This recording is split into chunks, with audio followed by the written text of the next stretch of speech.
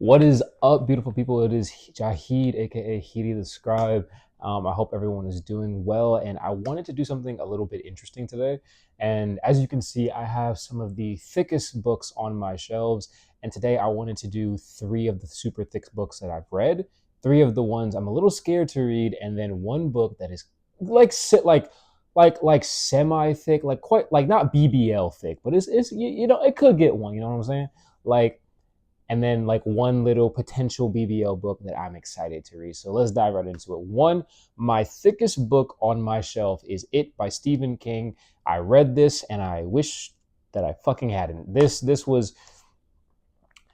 book is only as long as it actually let me do this too. Um It by Stephen King. This book is only as long as it is because Stephen King's name is on the cover.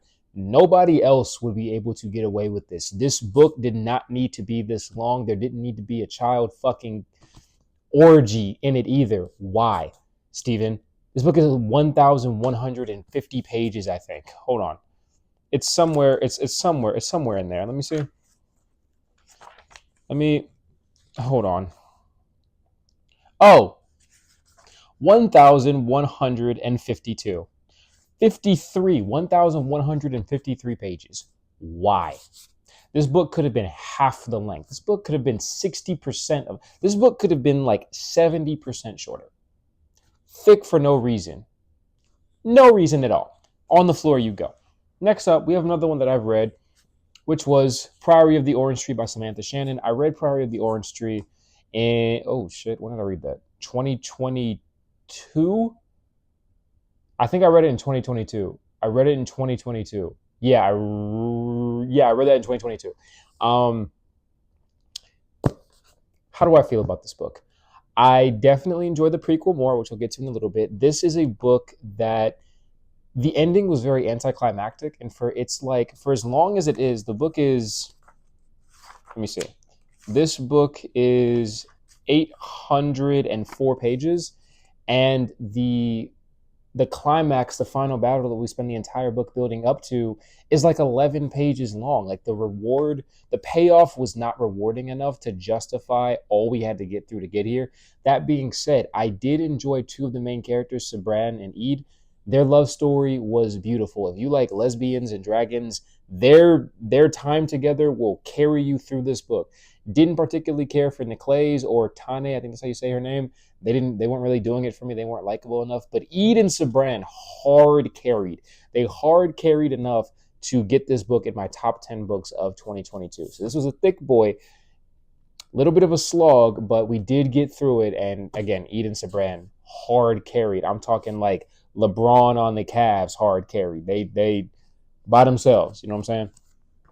Now, however, the prequel to the Priory of the Orange Tree, A Day of Fallen Night, was everything that I wanted Priory to be. It had a much stronger cast. The resolution felt stronger. It was more engaging. It's still a long book because this one is sitting at 862 pages, right? So this is equally long, or no, longer actually. However, again, like I mentioned, the cast was stronger, felt the world building was a little bit better, the story was more engaging. So it didn't feel like as long of a book because everything about Priory that kind of fell a little bit short, A Day of Fallen Night improved upon, which is why even though this is a thick book, it doesn't feel like a thick book. You know what I'm saying? Like I got through this in like a week, I think, and I enjoyed it. Also, this is by far the prettiest cover that I have in my collection. Like I know this had to be at least $5,000. Like look at this. This is gorgeous. And the back, oh my god, look at it from the back. But but yeah, this is a thick boy. Now, on to the three that I haven't read and I'm a little apprehensive to read. So first up, A Little Life by Hanya Yanigihara.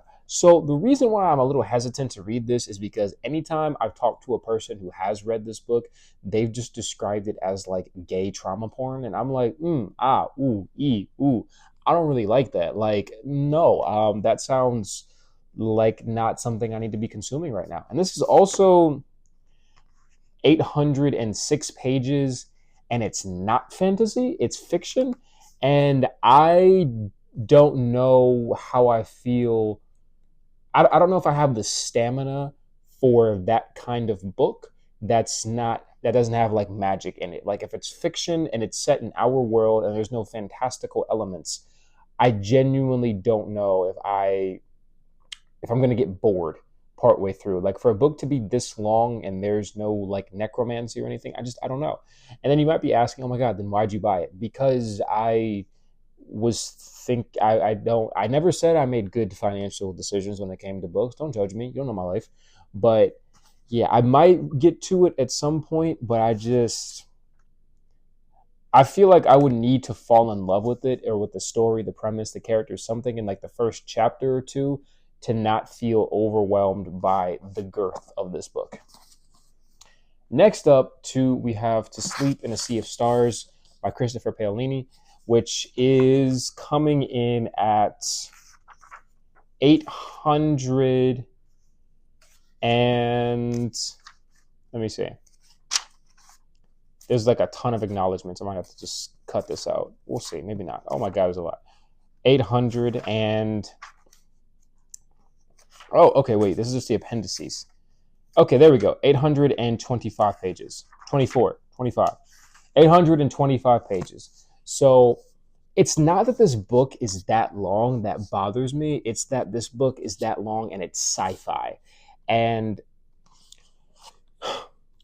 I am not opposed to sci-fi. I enjoy sci-fi, but I enjoy accessible sci-fi. If I feel like I need to have like a degree in biochemistry or be like a quantum physicist or someone who's like a real like academic geek about this kind of stuff to enjoy the book, then I'm not really going to have a fun time reading it. And like from the little bit I've skimmed of it, I kind of I don't get the vibe that I'm not smart enough to read this book.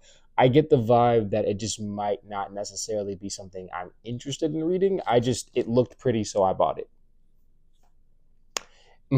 Yeah, I judged the book by its cover. Okay, it looked nice, so I wanted to get it, so I got it.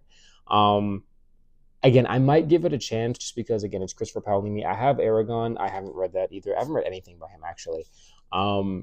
It's just it's long and I have other things I want to read and I would have to really get into it in the beginning to like make it through and I don't know if I will, but it's been staring at me for like 4 years now, so maybe I'll give it a chance.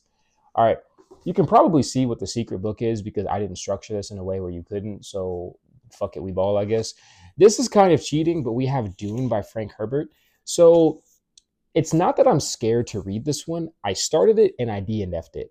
I just couldn't get into it. Like a lot of people from my generation, I watched both the movies and then I was like, oh my god, I want to read the books, thinking that the books would be like comparable to the movies. They're not even a little bit the same, like at all.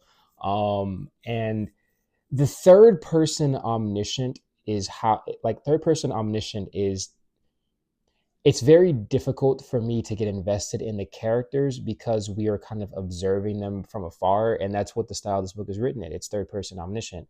So I had a hard time connecting with anyone and I'm a very character driven stories kind of guy and this is very plot driven and there's lots of characters and we're in lots of people's heads sometimes at the same time and that gets to be a bit overwhelming for me and I just don't enjoy that particular narration style, so I had to DNF it.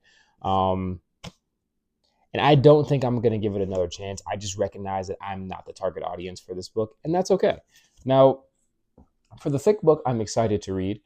I went and bought this from Barnes and Noble a few days ago, actually. It is The Rage of Dragons by Evan Winters. I did not know that there were any Black authors who dabbled in epic fantasy. So I was like, oh my God, I want to get this and I want to read it. Like epic fantasy, like George R. R. Martin, Patrick Rothfuss, J.R.R. Tolkien type epic fantasy. So I got this and I've heard nothing but good things about it. Tons of people who I am mutuals with on Instagram and TikTok had great things to say about the book, about the series. And I'm like, okay, I'm going to give this a shot. That's the reason why I said that this probably needs a BBL, Brazilian book lift, is because it's only, let me see, this book is 523 pages. This is this is like slim thick, you know what I mean? The other ones were in the 800, 700 page range. This is 300, over 300 pages shorter in some cases. So I'm really excited to dive into this one. I'm currently reading The Spirit Cuts Through Water by Simon Jimenez, and after I finish that, I think I'm going to dive into this. But yeah, I'm super excited, and those are some of the thick books that I have, and I hope you enjoyed this video, and I'm excited to make more content like this. So stay tuned.